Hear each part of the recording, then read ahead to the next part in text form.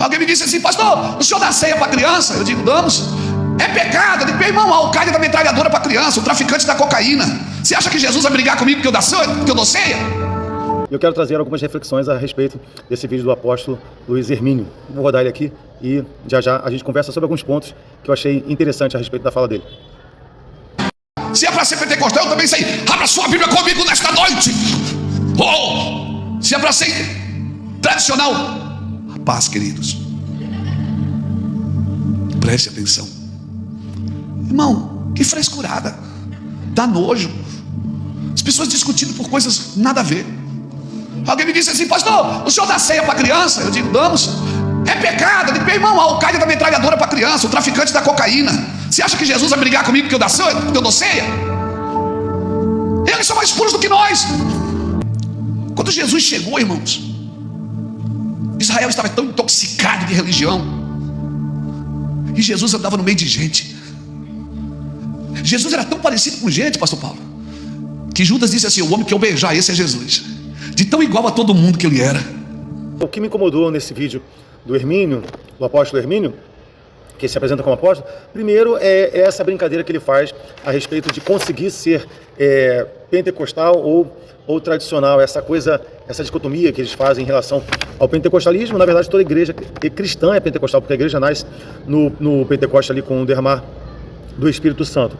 E o que me incomoda mais ainda é que quando ele sai dessa brincadeira de dizer que ele consegue ser pentecostal, por falar de uma maneira mais inflamada, ou tradicional, por falar de uma maneira mais contida, é ele emendar na expressão dizendo que ele tem nojo. Eu acho muito complexo isso, né? A Bíblia, ela condena aquele que trata o seu irmão, como que chama o seu irmão, por exemplo, de raca, né? Aquela coisa como se fosse algo desprezível, e se coloca numa condição de superioridade. Achei complexo ele se referir às igrejas históricas, tanto pentecostais quanto tradicionais, né? E aqui ele deixa de fora o segmento neopentecostal da qual ele faz parte, e que, particularmente, segundo a minha visão, tem sido o segmento cristão que mais tem causado escândalos na igreja cristã brasileira, que mais tem causado confusões, que mais tem acrescentado heresias, um evangelho espúrio. Isso tem vindo do movimento neopentecostal, mas ele preferiu dizer que essa questão do nojo, ele sente tanto do pentecostalismo quanto do tradicionalismo. E aí é que ele vai botar congregacional, batista, presbiteriano, mais que ele não tenha citado, mas acaba gerando isso. Outra questão que ele coloca é a respeito do batismo de criança, que se eles... E aqui eu não estou julgando se é certo ou se é errado, eu estou julgando a fala dele. Eu achei uma péssima comparação quando ele vai dizer que Jesus não vai reclamar com ele se ele dá ceia para criança, porque a Al-Qaeda dá metralhadora e o traficante dá drogas para crianças.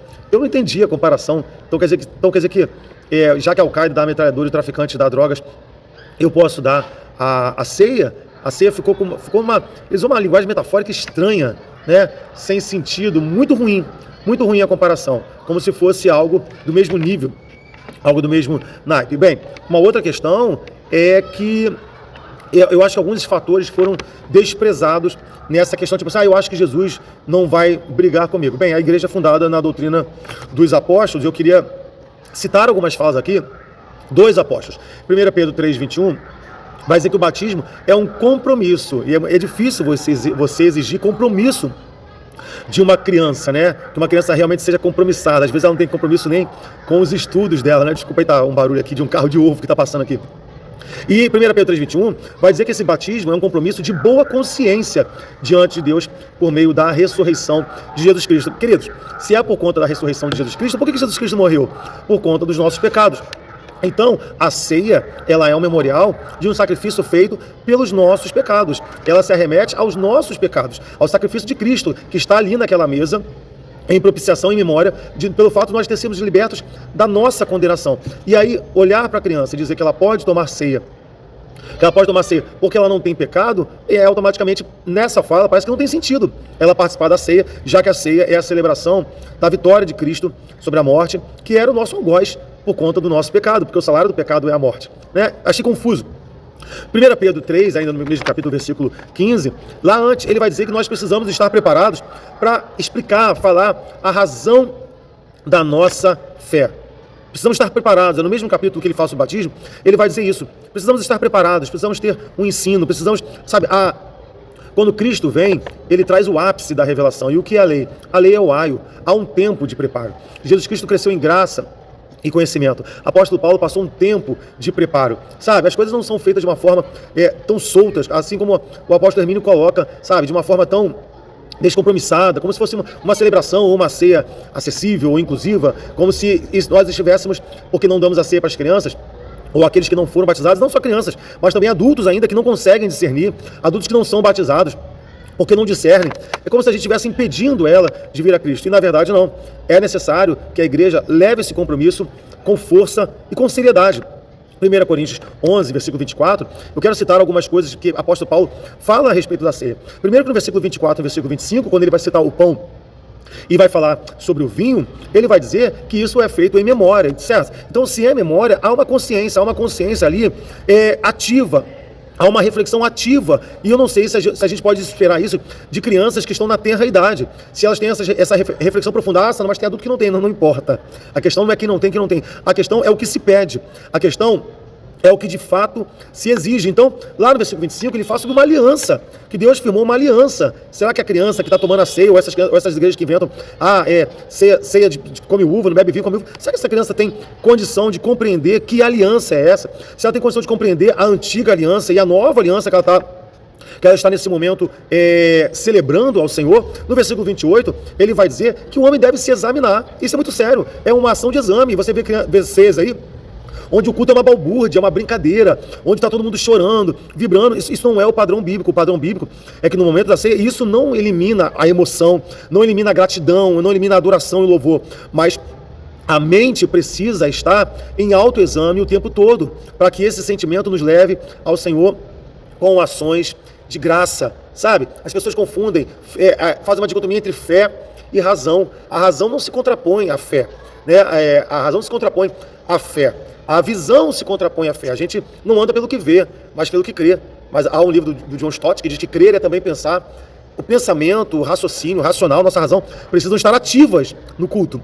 Não é que eu não possa chorar, mas é que eu preciso entender o que Deus está fazendo de mim e o que faz com que eu chore, o que está fazendo dentro de mim, o que está acontecendo dentro de mim que faz com que eu levante as minhas mãos, que faz com que eu levante a minha voz. Os meus pensamentos precisam estar no Senhor. E no versículo 29, ele vai dizer que nós não devemos comer do pão e beber do vinho sem discernir. Tem que ter discernimento. E eu não sei se essa ceia inclusiva com as crianças, de falar, não, elas não têm pecado, se isso é tão bem-vindo ou bem visto pelos apóstolos e pelos parâmetros bíblicos. Bem, Hebreus 10, versículo 20, ele vai dizer que quando o véu se rasga, isso fala de um novo caminho que nós temos ao Senhor, que na verdade se trata do corpo de Cristo ferido naquela cruz. O véu é o próprio corpo de Cristo que foi rasgado. Sabe, isso fala do nosso pecado. Isso fala de um sacrifício de Cristo que fez por nós. E no versículo 22 ele vai falar sobre corações aspergidos, né?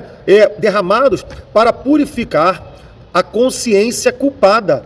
Tem que ter consciência, eu tenho que estar diante da ceia ali, ciente da minha culpa e também ciente da graça recebida, para que isso faça com que eu tome a ceia em postura de temor, devoção e gratidão. E no versículo 23 ele vai dizer, essa é a esperança que nós professamos, é uma profissão de fé.